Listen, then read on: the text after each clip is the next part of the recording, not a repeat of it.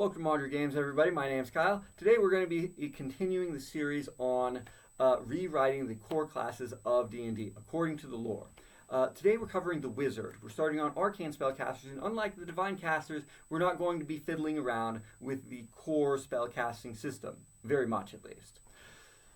Instead, we're going to be using the exact same system that we already had and adjusting a couple of the class features in order to line up a little bit more with what we're told wizards are going to be able to do. And what we're told that wizards are going to be able to do is that wizards are scholars. Wizards are people who have spent their entire life studying magic, figuring out how it works, and so that they can apply those principles in order to produce magical effects. But magic is so complicated that they can really only specialize in one school of magic. And the other schools of magic, they can cast spells, but they're just not as good at it as with their specialized school of magic. And I find that with the current iteration of the game, this comes across a little bit because all of the subclasses are specialized schools of magic. But the wizard is really just an ultimate Swiss Army knife. They can learn any spell that they encounter in this game. They can have an unlimited number of spells in their spell book. If they encounter a problem, all they have to do is open up their book and find the solution in their endless book of spells. And so they have a massive utility power that a specialist wouldn't be expected to have. So how do we fix this?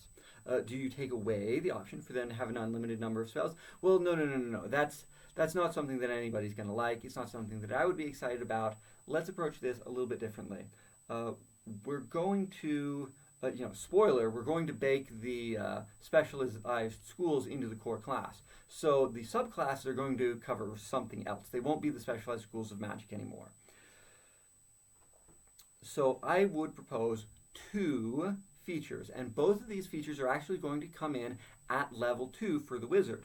At level 1, the wizard is completely unchanged. They can learn whatever first level spells they want to. They can still be that Swiss Army knife kind of thing for level 1 spells, but once they get to level 2, they have to choose their specialized school of magic. This is a class feature. It's called Specialized School of Magic.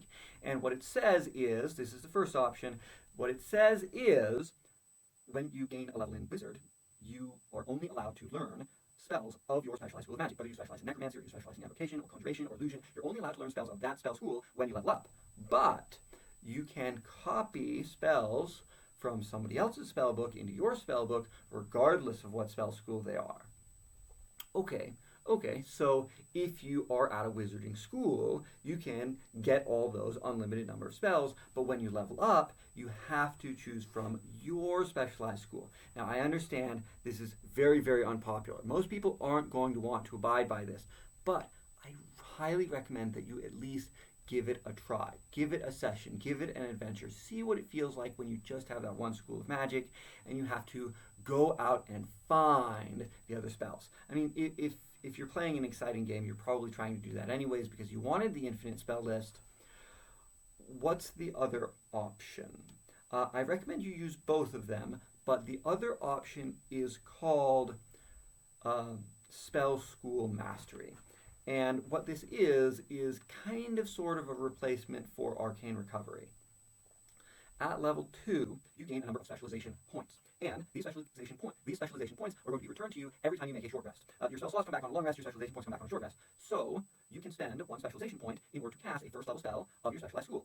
You can spend 2 points to cast a second level spell, 3 points to cast a third level spell, and so on. Keep in mind that your proficiency bonus is pretty low. It's going to be 2 or 3 or 4 for most of your career. A lot of people don't get above level 10.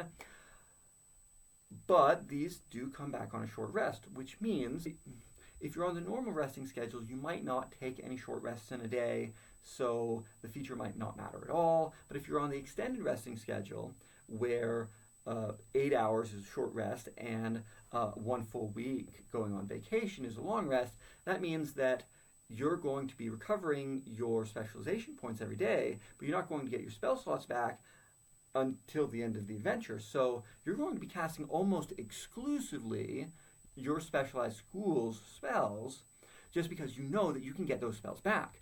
Meanwhile, you have your regular spell slots available in case you have some kind of a problem that you need to solve and you can't handle with your specialized school of magic.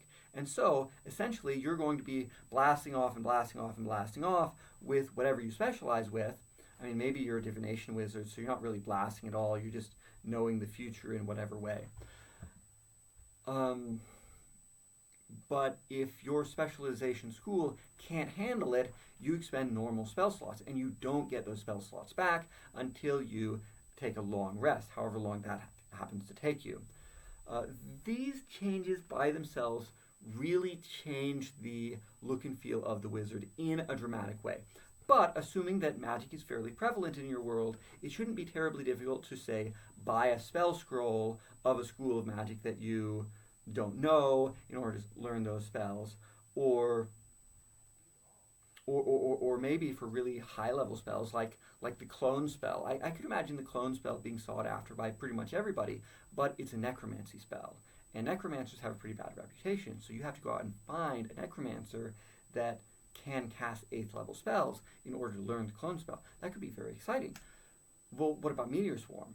Well, evocation wizards aren't going to be quite as rare. All you have to do is find one of those employed war mages, and you can learn Meteor Swarm for them. You might have to pay a lot of money. You might have to get military clearance from the government in order to be allowed to learn that spell. Or maybe you just are an evocation wizard, so you can figure it out on your own, because that's what you specialize in. Meanwhile, the divination spell, evocation wizard doesn't know how divination works. He can copy it into a spell book. He's just kind of following instructions when he casts it. He doesn't know how the thing works. And so you have that kind of feeling with your wizards.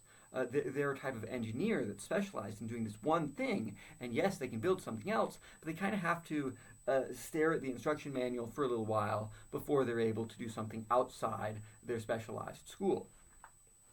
Okay, are there any other changes that we really want to address for the wizard? Yes, there's one. Two of them. Cantrips. Basically, having at-will spell effects doesn't make any sense for most spellcasters, because they're supposed to be spending mana, they're accessing the weave, they're doing something special in order to pay for these spells. If you believe in an attrition-based game, I highly recommend that you just get rid of cantrips. But if you don't want to get rid of cantrips, I would highly recommend that you get rid of one cantrip. One cantrip. The Prestidigitation cantrip represents a real, true mastery of all of the schools of magic. It can create illusion effects, it can create evocation effects, it can create conjuration effects, it can divine the future, it can copy pretty much any school of magic. I'm not sure about necromancy. It can probably do a couple of things with that too. Maybe preserving food counts as necromancy. It can do that. But the point is, the sheer number of things you can do with the Prestidigitation spell, I mean, what other spells really compete with it? I mean, there's Wish. You can do literally anything with Wish. But other than that, I'm not sure I can think of another spell that even competes with Prestidigitation in terms of the sheer breadth of things you can do. And since those options are spread between all of the spell schools, I would recommend that you get rid of it as a cantrip and grant it as a class feature at level 10. You don't get to do this until you are level 10. You are a specialized wizard. You know one school of magic. It's not until very late into your career that you're able to do something like Prestidigitation. That kind of spell effect, it represents such a ridiculous mastery over magic that not only can you control all, I think it's 7 spell schools, but you can do it without expending any resources. This is insane. This is like a dream for a wizard. Why on earth would you grant that to people at level 1? It doesn't make any sense. On the other hand, for someone like a sorcerer, maybe they can do that at level 1. That's a good reason for wizards and sorcerers to hate each other, actually, which was a big thing in old editions of D&D, where they did not get along with each other.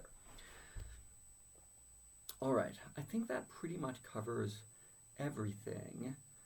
Right, the subclasses. Obviously, we're getting rid of the school specialization subclasses. We're baking those into the core class. And so you might ask yourself, well, some of those features are really nice. Maybe I want to have those features. And the answer to that is just make them spells. Just make them spells. The level 2 features are mostly appropriate for second level spells. The level 6 features are probably appropriate for level 3 and 4 spells. And the level 10 things are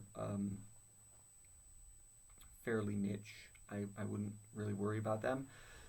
In any case, the new specialized, the new subclasses. I'm not going to cover the subclasses in much detail in this episode. I'll have another episode for that later on, but I'll name them. You have the Hedge Wizard. You'll have the Hedge Wizard.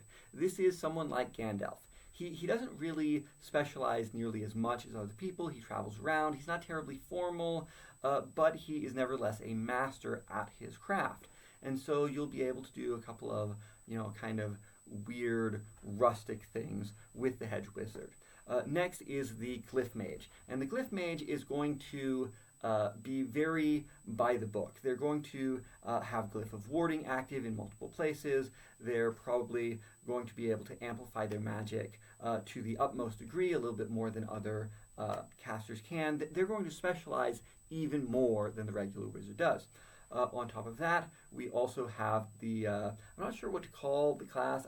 So far I've been calling it the Artificer. Essentially, they infuse their magic into items, so they give up their spell slots in order to power magic items that are, let's say, prototype magic items. Let's say you have a Flame Brand. You have to give up 2 second-level spell slots in order for the Flame Brand to work for the next 24 hours, or technically until you finish your next long rest.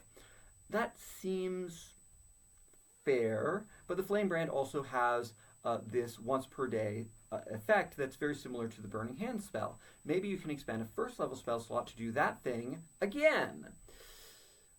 Okay, sounds fun. Are there any other wizardly specializations? The last specialization is what I'd call the War Wizard or the War Mage, and they specialize in actually using cantrips.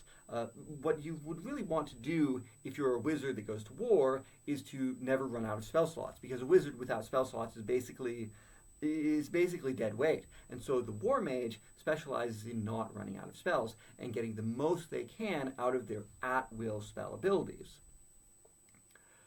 I'll cover this in a bit more detail later on. They're still in production at the moment. Go ahead and like, comment, subscribe. Give me your ideas if you have any other additional ideas for subclasses for wizards. Maybe I can detail those out for you. And I'll see you guys in the next episode.